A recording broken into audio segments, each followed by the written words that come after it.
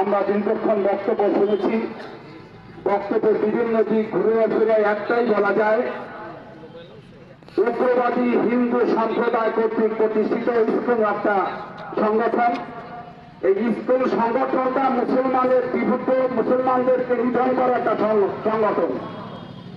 ইতিমধ্যেই আমাদের বিগত সরকারের মদতে বাংলাদেশের বিভিন্ন জায়গায় বিভিন্ন রকমের নাশকতা ধরিয়ে দায়ভার মুসলমানদের ঘাড়ে চাপিয়ে দিয়েছে।